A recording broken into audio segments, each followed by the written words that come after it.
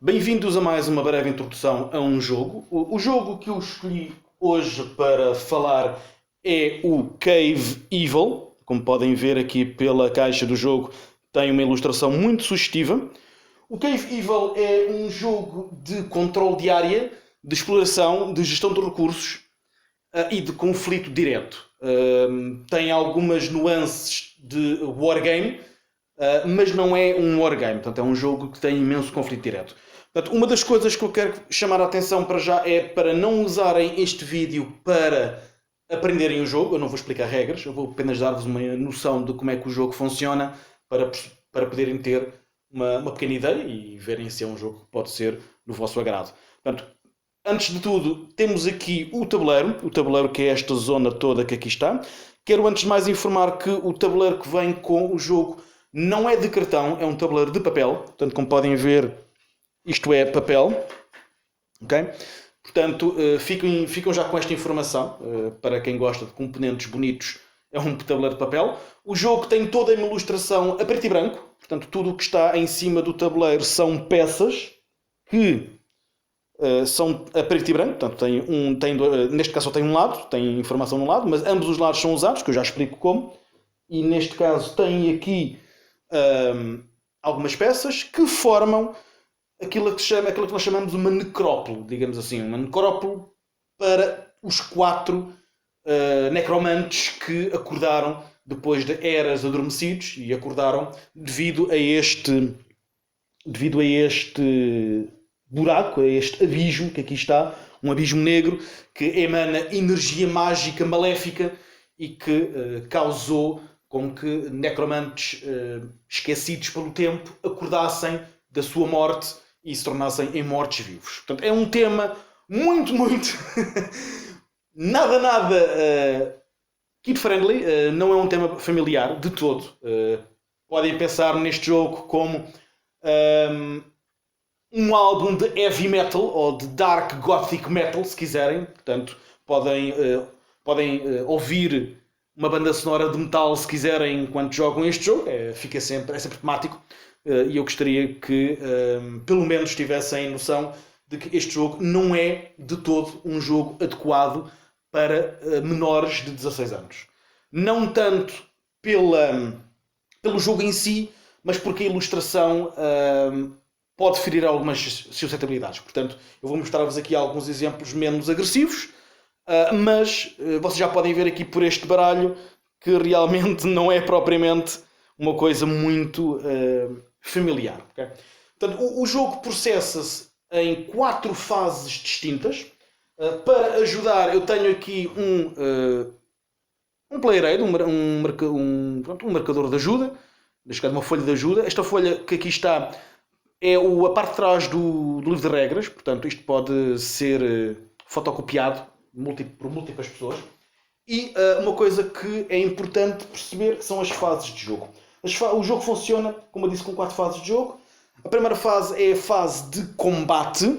Sim, logo a abrir o jogo tem combate, é a primeira coisa que acontece. Se houver elementos estranhos ao nosso território junto a nós, vai haver pancada. Okay? Eu já explico como é que funciona o combate, mas as partes mais importantes têm a ver com a conjuração de conhecimento proibido, que é a segunda fase de jogo, que na realidade é apenas ir buscar cartas a cada um dos baralhos, ou neste caso a baralhos que nós pretendemos ir buscar. Portanto, não vamos buscar a todos, vamos buscar apenas um à nossa escolha. Há 4 baralhos disponíveis. Há o baralho de bribe, ou de suborno. Este baralho normalmente é um baralho de invocação de criaturas. Tem poucos eventos. Temos depois um baralho de gore. Este baralho tem criaturas um pouco mais perigosas do que o primeiro baralho. Portanto, normalmente são mortos-vivos. São criaturas que não... como é que eu ia dizer? São criaturas que são feitas à base de restos de material orgânico. Digamos assim, por isso é que se chama gore. Temos também aqui um terceiro baralho, que é o baralho de invocação. Aqui vamos encontrar as criaturas mais poderosas do jogo. As criaturas enormes, demónios enormes, criaturas completamente saídas dos pesadelos de qualquer um de nós, e temos finalmente um baralho do abismo, em que este baralho é uma espécie de mistura dos outros três e que é completamente aleatório. Portanto, pode sair tudo e mais alguma coisa naquele baralho. Uma das escolhas que os jogadores vão ter tem a ver com, em relação aos baralhos, tem a ver com a maneira como eles querem preparar o seu jogo. Existem 3 recursos disponíveis no jogo, que eu vou mostrar. Portanto, temos aqui este recurso, que se chama Gore. Portanto, é um recurso que é usado para a construção de muita coisa. Temos depois aqui um segundo recurso, que é Metal! Portanto, metais, recursos que vão estando espalhados aqui pelas cavernas. E temos depois um terceiro recurso, que é Shadow Flame. Este recurso é também usado para a invocação das criaturas.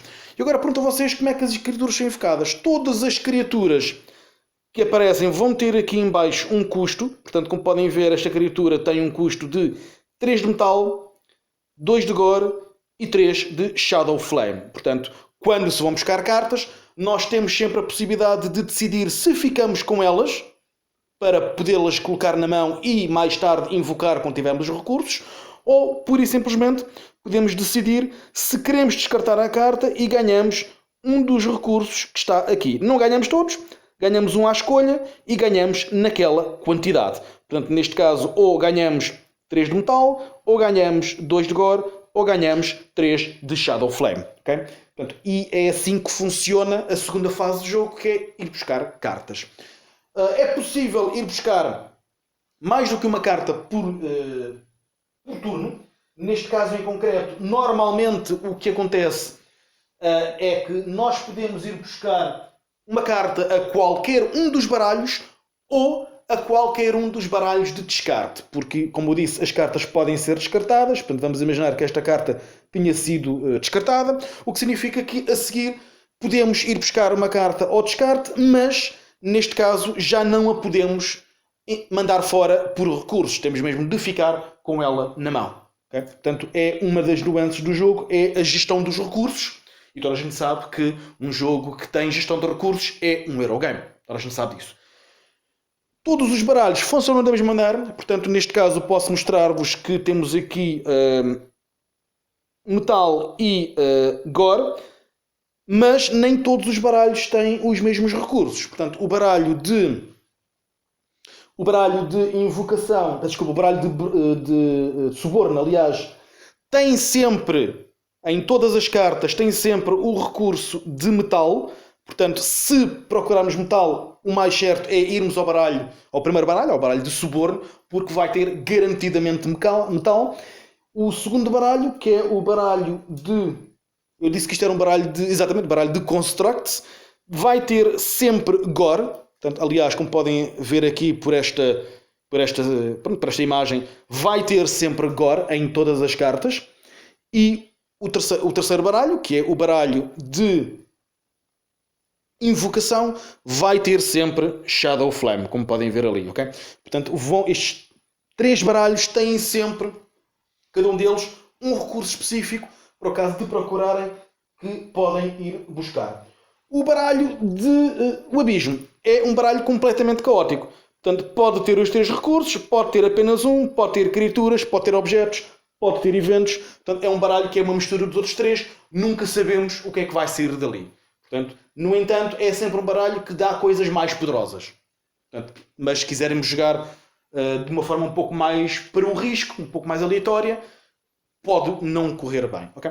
Portanto, a seguir a fazermos aqui a conjuração, que são os 4 baralhos, são os baralhos de conjuração, a seguir a fazermos assim a conjuração de vários, de uma ou mais cartas, vamos para a fase de ações. Todos os jogadores vão ter várias cartas que vão ter à sua frente. Portanto, esta carta que aqui está é uma carta que tem um N, e esta carta é um esquadrão, um squad, e é o squad específico onde está o vosso necromante, a vossa personagem. A propósito, a vossa personagem vai ter uma carta específica, que vai ser esta, Okay? Esta carta que aqui está vai ter a vossa personagem, neste caso o Blood Sorcerer. Aqui deste lado tem o movimento, deste lado tem o tamanho, já vamos ao tamanho. Aqui tem os atributos, há vários atributos possíveis. Tem também aqui uma capacidade de carga em termos de objetos. Neste caso, este Blood Sorcerer tem uma habilidade especial que pode usar 4 objetos em simultâneo. Normalmente, todas as criaturas só podem carregar um. Algumas delas podem carregar 2, mas está na própria carta aqui. E depois tem aqui também um símbolo específico, que é um símbolo de magia, o que significa que esta personagem ou esta criatura pode lançar feitiços. O que normalmente fazemos é colocamos a carta aqui numa das cartas de esquadrão. Neste caso, o Blood Sorcerer, que é o Nelson Necromante, está na carta N. E colocamos um marcador correspondente ao esquadrão no tabuleiro a indicar que aquele esquadrão está representado por este marcador. Portanto, todos os marcadores começam no seu lair, na sua casa inicial, que é aqui este sítio específico. Este sítio específico tem ali um cristal mágico que corresponde à alma aprisionada do nosso necromante, que se for destruído, à la Dungeon Keeper, nós morremos automaticamente. Portanto, é também importante não nos aventurarmos muito, ou pelo menos não deixarmos ali aquela zona descoberta ou sem proteção. Okay? Portanto, finalmente, depois de fazermos as nossas ações com os nossos esquadrões, portanto, nós temos aqui um esquadrão, o número 1, isto vai de 1 a 5, nós temos 6 cartas disponíveis para esquadrões, portanto, uma para o necromante e outras 5 para outros 5 esquadrões, e nós podemos andar com cada um deles, portanto, imaginando que isto estava assim, nós podemos andar com cada um deles e o movimento é sempre correspondente ao movimento que está nas criaturas. Neste caso, por exemplo, este necromante, que tem aqui um movimento de 3, poderá andar até 3 casas. Se houvesse outra criatura, o movimento iria corresponder ao movimento da criatura com menor movimento. Portanto, se houvesse uma outra criatura aqui neste espaço, como por exemplo, vamos ver se eu encontro aqui uma criatura, por acaso não, mas vamos ver se eu tenho aqui uma criatura. Acho que aqui está uma, exatamente. Por exemplo, aqui temos uma criatura que é um Armored Gás, que curioso.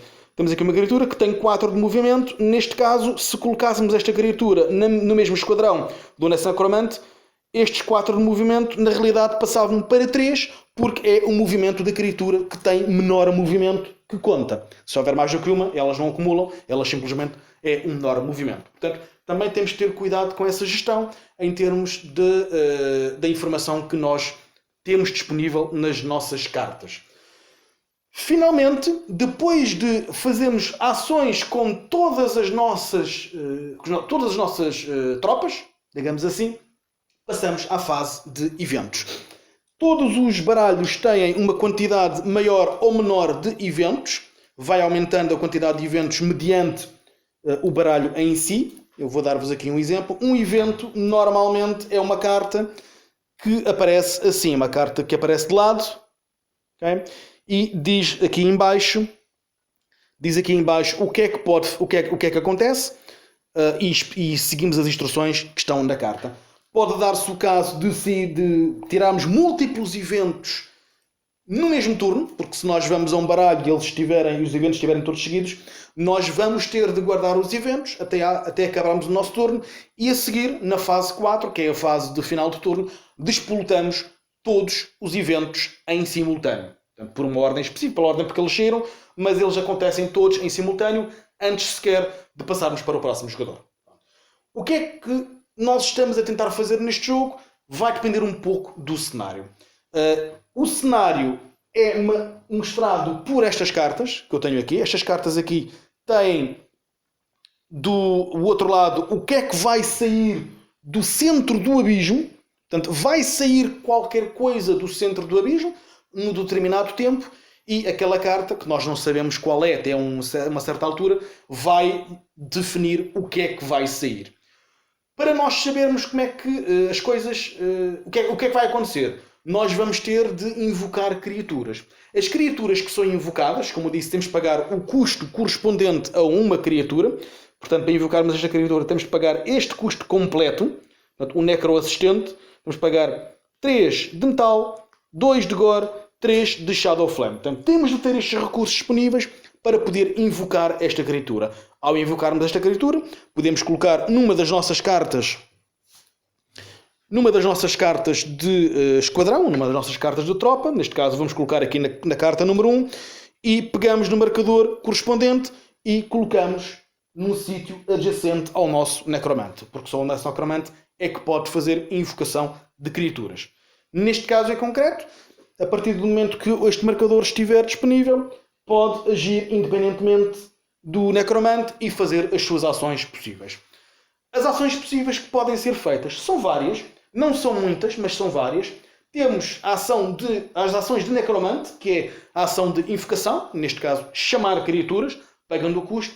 Temos também uma ação de meditação. A ação de meditação também é só para o necromante, significa que em vez de fazermos qualquer coisa, em vez de invocarmos uma criatura, ou porque não queremos, ou porque não temos os recursos necessários, o que nós vamos fazer é simplesmente ir buscar mais cartas. Esta segunda carta que nós vamos buscar não pode ser usada para recursos. Tem de ir para a mão para eventualmente ser invocada. Okay?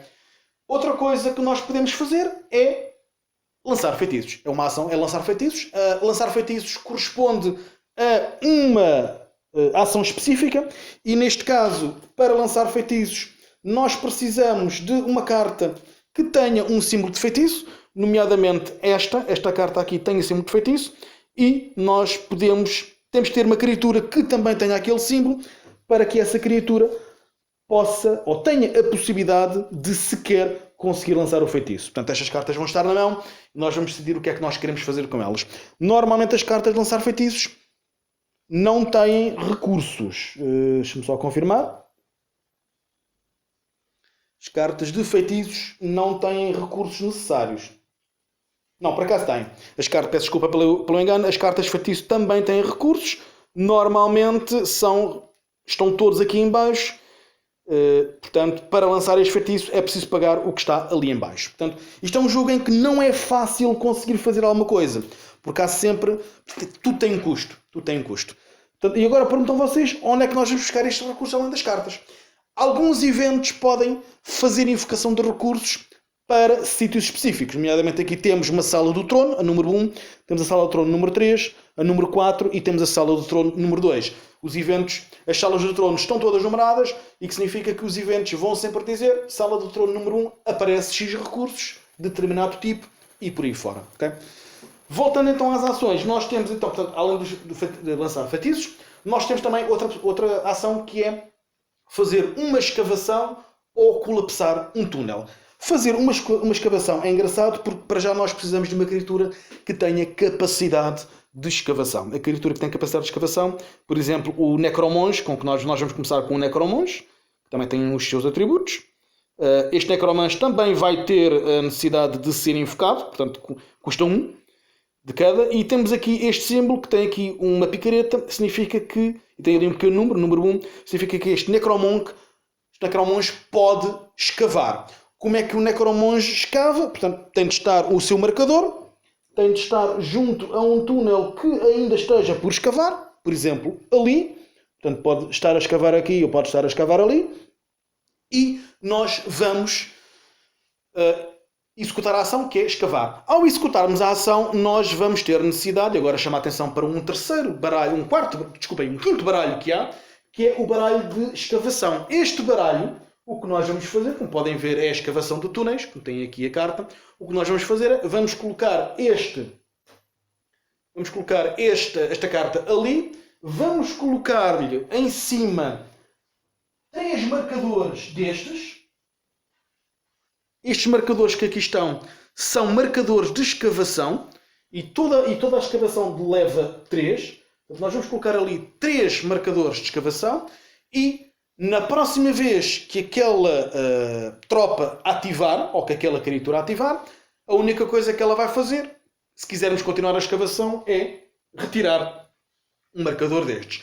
o que significa que a escavação pode levar até 3 turnos. Eu digo até 3 turnos porque se nós juntarmos várias criaturas com escavação na mesma tropa, no mesmo squad, cada uma delas escava uma vez à sua velocidade.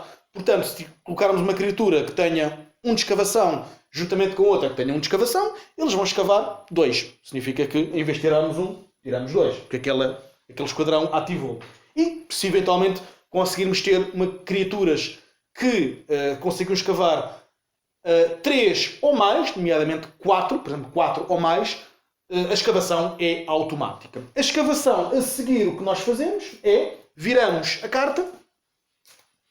Esta carta vai mostrar aqui o tipo de de sala que nós encontramos, ok?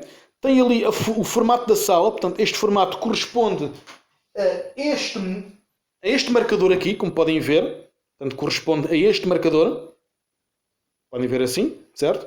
E nós vamos colocá-lo no sítio onde se iniciou a escavação. Portanto, iremos colocá-lo ali. Significa que abriu-se outra hipótese em termos de turno. Em termos de movimento. Como podem ver, temos também aqui em baixo o que é que acontece. Portanto, Excavate, Playstyle, Excavation, Spawn Roll. Todas, ou praticamente todas as cartas que envolvem escavação poderão dar aso àquilo que se chama um Spawn. O Spawn é gerido por esta carta, ok? E é sempre à base de 2 rolls de 1d4. Portanto, esta carta que tem aqui esta combinação, nós usamos sempre um D4, portanto rolamos o D4, temos ali um 4, nós olhamos para a tabela e vemos o que é que acontece. Um 4 significa que sai uma carta. E a seguir rolamos outra vez para ver qual é o tipo de carta que aparece. Portanto, rolamos, saiu o 1, significa que 1 sai uma carta destas. Neste caso é uma carta de... God. Não, uma carta de Bribe. Ao definirmos qual é a carta que sai, nós por isso simplesmente viramos a carta, vemos o que acontece. Neste caso é um Caveling, significa que esta criatura vai aparecer ali naquela sala. Colocamos esta criatura aqui de lado, temos aqui conjuntos de marcadores, portanto nós temos sempre marcadores em duplicado, colocamos um em cima da carta. Colocamos um em cima da carta e o outro marcador vai para dentro da sala a indicar que esta criatura corresponde a esta carta que aqui está e esta criatura é aquilo que se chama uma Wandering Creature. Portanto, é uma criatura que não pertence a ninguém. Uma criatura que estava ali, nós abrimos uma porta, demos caras com elas, pode ser perigosa, pode não ser, normalmente elas todas são, podemos, de facto, encontrar criaturas completamente aleatórias ao longo do jogo. Portanto, estamos a explorar, estamos a fazer isto. Estamos a encontrar, como eu disse, outras criaturas. Temos também a possibilidade de fazer outros dois tipos de ação também relacionados com estas criaturas. Temos a possibilidade de contratar aquelas criaturas ou de fazer um subdue. Neste caso, obrigá-las a trabalhar para nós. O contratar a criatura é simplesmente chegar ao pé dela com a nossa squad, chegar ao pé dela, olhar para o custo e dizer-lhe: olha, eu pago-te isto, tu trabalhas para mim. E a criatura diz que sim, sim senhora. E temos uma criatura nova que não tínhamos na mão e que por acaso até deu imenso jeito. Portanto, vamos colocá-la nos nossos esquadrões, numa das nossas squads. Outra possibilidade é, se não quisermos pagar este custo, ou porque é muito caro, ou porque simplesmente não o temos, uma coisa que nós podemos fazer é bater até à submissão. Basicamente, podemos dizer-lhe: tu ou trabalhas para mim ou levas na boca. E se ele disser que não, ele leva na boca e trabalha a mesma. Portanto, é uma coisa muito engraçada. Temos de fazer um combate normal, que eu já vou explicar como é que funciona o combate. Vamos fazer um combate normal, mas temos a possibilidade de arranjar uma criatura de borla. Eu digo a possibilidade de, porque se nós perdermos o combate, a criatura que nós usamos para atacar morre. Portanto, se calhar às vezes pode não compensar. Outra coisa que nós podemos fazer é, como eu disse, combate. O combate tem 3 tipos de combate. Tem o combate normal, tem o combate de flanking e tem o combate de range. Eu não me vou pôr a explicar todas as nuances do combate, mas posso dizer que o combate funciona da seguinte forma. nós temos uma das nossas criaturas, vou usar aqui o exemplo do Cavelink, que invocamos.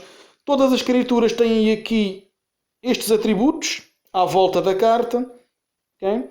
E o que nós vamos fazer é, a criatura que ataca vai escolher um dos atributos para usar para o primeiro ataque. Todos os combates funcionam à base de 3 rondas de combate, sendo que a criatura que ataca escolhe qual dos atributos vai usar para combate. Okay? E a seguir o que vai acontecer é a criatura que nós estamos a atacar vai usar exatamente o mesmo atributo.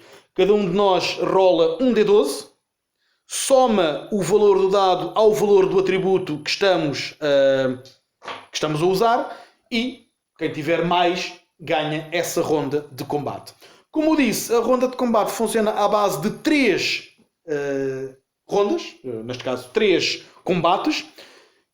Portanto, depois do primeiro combate em que se escolheu, vamos imaginar que escolhemos aqui este primeiro atributo, que é o SP, se não estou em erro, exatamente, o Special, significa que a segunda ronda de combate vai ser o defensor a escolher o atributo. Mas o atributo que tem de escolher vai ter de ser um dos adjacentes, ou seja, como este foi o primeiro escolhido, a seguir, na segunda ronda de combate, vai ter de ser escolhido este ou este, à escolha do defensor. E o combate desenrola-se exatamente da mesma maneira. Neste caso é um combate à melhor de 3. Se eventualmente na segunda ronda de combate o mesmo jogador ou a mesma criatura ganhar, significa que ganhou o combate, portanto não há hipótese. Se eventualmente empatar, porque é uma grande probabilidade, a terceira ronda de combate vai usar o terceiro atributo que não foi usado. Neste caso iria usar aqui este valor de 2 e aí sim é o tira-temas, é a melhor de 3 e ganha efetivamente 2-1 no combate quem conseguir ganhar as 3 rondas de combate. Okay? O jogo desenrola-se com uma mecânica muito engraçada. Eu já expliquei as ações, agora as mecânicas engraçadas têm a ver aqui com este marcador. Este marcador que aqui está é um marcador de tempo. Portanto, é um marcador de tempo que vai efetivamente demonstrar o que é que realmente, quanto tempo é que realmente o jogo vai jogar. Este marcador vai avançar cada vez que for invocada uma criatura. E neste caso, este marcador avança sempre para a próxima posição. Portanto, vocês não sei se conseguem ver, estão ali alguns símbolos e cada vez que há uma invocação, avança para o próximo símbolo. E esta invocação, quando eu digo uma invocação, é uma invocação. Portanto, se nós fizermos ações correspondentes à invocação de 2 criaturas ou mais criaturas, aquilo avança 2 vezes. Todos os outros jogadores também fazem aquilo avançar. Todas as criaturas que aparecem da exploração também fazem aquilo avançar. Portanto, aquele marcador vai avançar muito rápido. O marcador vai chegar a um determinado sítio, que neste caso será aqui. Vou só afastar aqui isto um bocadinho. Ao chegar a um sítio específico, neste caso a um símbolo específico, que é este, significa que nós vamos ter a possibilidade de saber qual é que é o cenário que nós efetivamente estamos a jogar. Aquele cenário que ao início nós definimos, em que tiramos uma carta, não sabemos o que é, e agora viramos. Neste caso, vamos ter o Pit of Infinite Shadow. Ao sabermos o que é, vamos pegar na carta correspondente à criatura, ou ao cenário, neste caso o Pit of Infinite Shadow, que tem esta imagem, portanto nós vamos ter também um marcador específico, que será este. Este marcador específico para o Pit of Infinite Shadow vai ser colocado no sítio onde a carta diz, neste caso será normalmente ali no centro, e aquilo está ali inerte. Todos nós sabemos o que é que aquilo é, todos nós sabemos como é que o cenário vai funcionar e o que é que nós temos de fazer para ganhar. O que significa que este marcador vai continuar a avançar, até chegarmos aqui novamente ao início.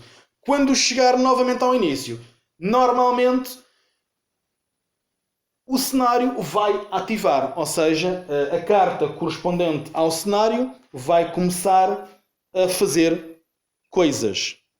Portanto, neste caso em concreto, seria colocar ali o pit, ou seja, exatamente aqui, como podem ver, neste caso em concreto, aqui neste símbolo, sabemos o que é, neste símbolo aparece E depois tem aqui em baixo a dizer o que é que nós temos de fazer para ganhar o jogo. No caso do Pit of Infinite Shadow é chegar lá e tomar conta dele. No entanto, há outros cenários que podem eventualmente aparecer e há outros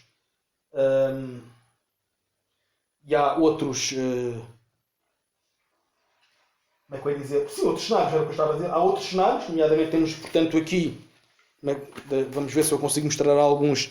Temos aqui o Evil Black Old Goat. Temos o Darkest Statue of Death. Tudo muito simpático, isto é tudo nomes de bandas de metal, quase certeza. Temos a Darkest Evil Bitch. Neste caso já será o nome de uma canção de metal, provavelmente. E finalmente temos o Eternal Evil Emperor. Portanto, estes cenários também alteram a dificuldade do jogo. Há uns que são muito mais fáceis do que outros. E alguns deles têm também atributos para fazer combate. E, efetivamente, é isto que nós andamos a fazer.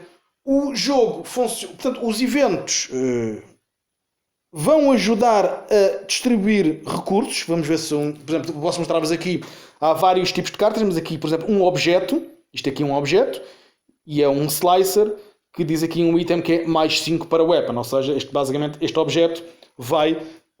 podemos colocar numa criatura e essa criatura vai ter mais 5 para aquele atributo específico. Todas as nossas squads vão ter limites. Portanto, nós temos um limite de 3 criaturas pequenas, uma criatura pequena e uma criatura média ou uma criatura grande. Para nós sabermos o tamanho, basta olharmos para a própria carta. Portanto, por exemplo, aqui, se olharmos para o Caveling, este símbolo significa que é uma criatura pequena. Este símbolo significa que é uma criatura média. E, ver se encontro aqui uma criatura gigante. Já está. Temos depois aqui este símbolo que significa que é uma criatura grande. Portanto, o Hateful Wraith. Portanto, é tudo muito simpático. Como podem ver aqui pela ilustração, é toda ela muito sugestiva.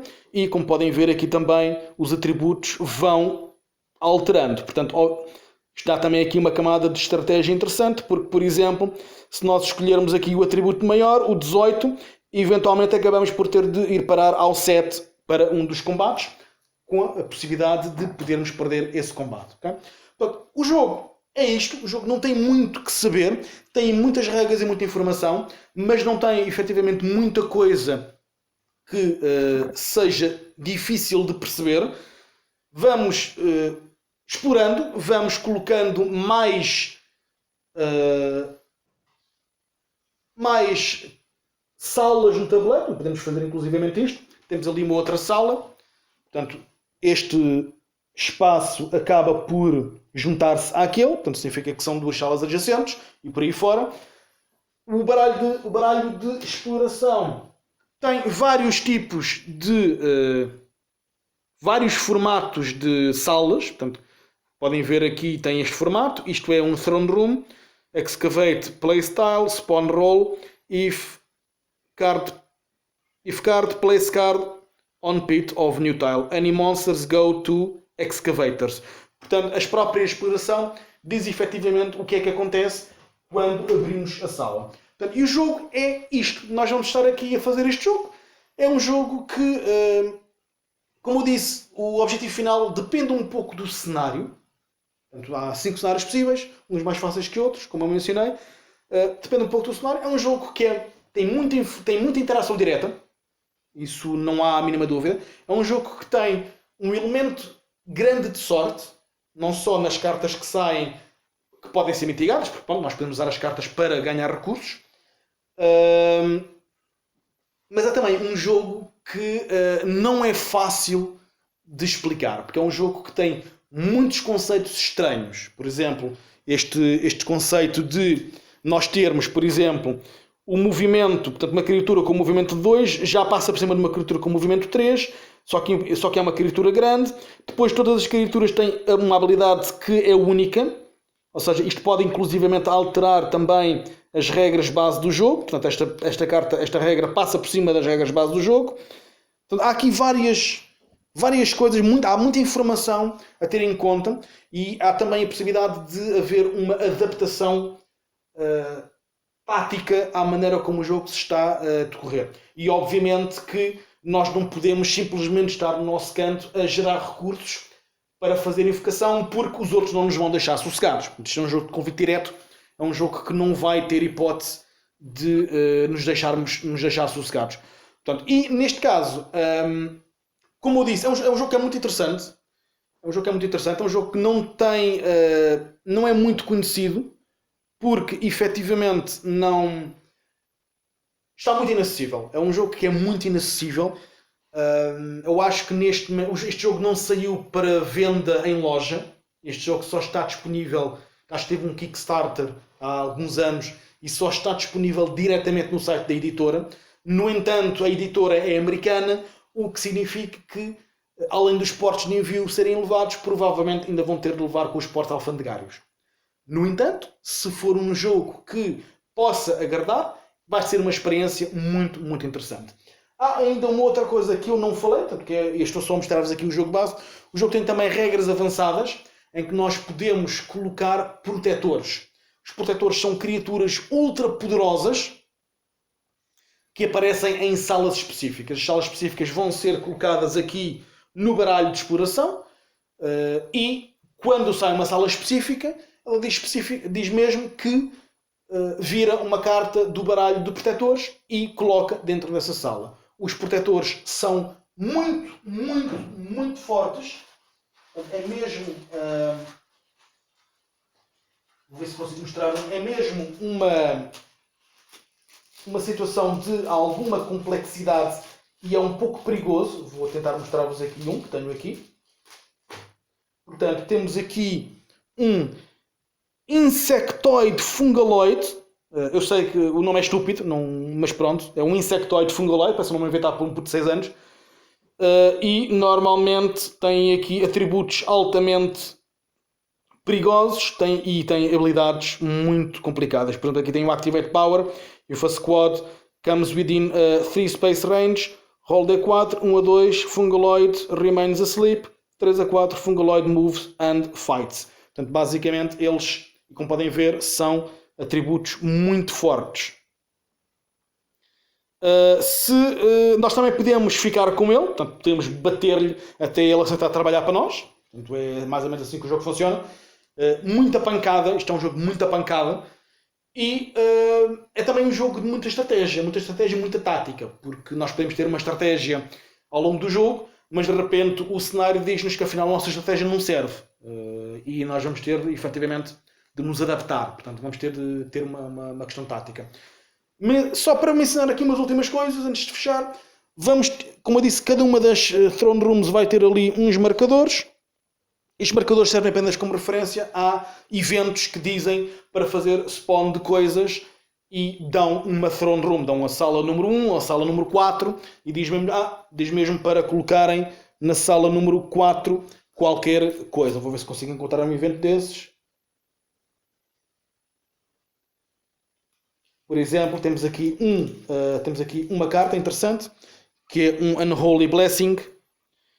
O Unholy Blessing diz que faz um spawn roll for all Throne Room Pits. Este, por acaso, faz para todos, mas há alguns que... por exemplo, temos aqui um Blood Bile Spawn. Roll D4. Deixa-me lá ver. Roll D4 for amount of Gore. Place Gore in Throne Room Pit nearest your Necromancer. Portanto, se o nosso Necromante andar a viajar de um lado para o outro, este evento quando sai vai dizer, olha, o que estiver mais perto de ti, sei lá, uma catrefada de coisas.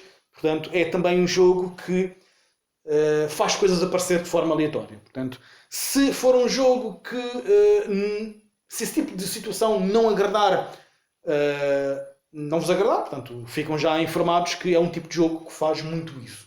No entanto, depois é uma questão de lutar pelos recursos. Os recursos vão ser escassos. Os recursos vão ser escassos. Apesar de haver a possibilidade de nós podermos ir buscar cartas para recursos, mas se vamos buscar as cartas para os recursos, não as podemos usar como invocação.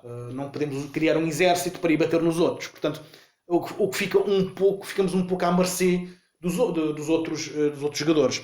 Por exemplo, aqui o Blood Sorcerer, todos os necromances têm os mesmos atributos, são um atributo de 12, mas é um atributo de 12, se o outro tiver 24, não há grandes hipóteses. Portanto, como viram, há criaturas que têm um atributo, por exemplo, esta aqui tem um atributo de 23, portanto, se uma criatura desta vier lutar connosco, escolhe o 23 e temos quase garantidamente a primeira batalha perdida. Portanto, logo aqui é uma questão que nós vamos ter de ter algum cuidado e de pensar bem. O jogo tem também a possibilidade de poder usar aqui este Player Aid para os Squad Actions and Movement. Portanto, basicamente temos aqui como é que funciona o movimento. Como é que funcionam as ações, não é o movimento. Temos aqui os tipos de ações possíveis, onde é que elas estão na página do livro de regras, o que é sempre interessante. E temos depois também aqui, como já mostrei ao início, um Player Aid muito mais engraçado, com todos os símbolos. Portanto, temos aqui o item, o spell, o trinket, que eu acabei por não falar. O trinket pode ser um objeto ou pode ser uma criatura, e normalmente é tão pequeno que não ocupa espaço. Temos depois aqui também o movimento, um Black Diamond, que são para as regras avançadas, um evento redraw. Portanto, basicamente sempre que nós tiramos um evento, vamos tirar outra carta, porque o evento não nos coleta logo. Portanto, tiramos um evento, guardamos, tiramos outra e vamos tirando até sair um não evento. Temos criaturas que só podem carregar coisas, podem carregar e usar, podem escavar, podem lançar feitiços, podem usar sempre. Têm de ser coisas que têm de se pagar para usar, coisas que são usadas e são descartadas, todas coisas que ficam assignadas especificamente a uma criatura. Depois temos aqui os metais, o gore e o Shadow Flame. Depois temos aqui os tipos de salas que podem sair. E temos aqui outra vez a tabela de spawn para ajudar. E pronto, e temos aqui, isto aqui, como eu disse, é a parte de trás do livro de regras, que eu vos posso mostrar. Portanto, como podem ver, esta informação é exatamente a mesma. Portanto, isto é tudo o que está aqui na parte de trás do livro de regras. Portanto, é fácil fazer aqui uma fotocópia disto e arranjar um player aid para toda a gente. Este é o Cave Evil. Eu espero que realmente que tenham gostado do jogo. O jogo é, como eu disse, não é muito fácil de encaixar. É um jogo que tem muitas nuances. Tem efetivamente a nuance da gestão de recursos, tem a parte tática, tem a parte de squad movement, tem a parte do combate, mas o tema poderá não ser do agrado de toda a gente, porque é um tema muito negro, é um tema que não é de todo familiar e é um jogo de alguma complexidade em termos de regras. Portanto, é importante também que haja noção de que as coisas não vão ser fáceis em termos de interpretação de regras. De qualquer forma, é um jogo que cria experiências muito interessantes. Posso dar-vos um exemplo de uma experiência que aconteceu numas últimas vezes que eu joguei, ainda antes do Apocalipse Time Jama, em que um dos jogadores que estavam a jogar connosco,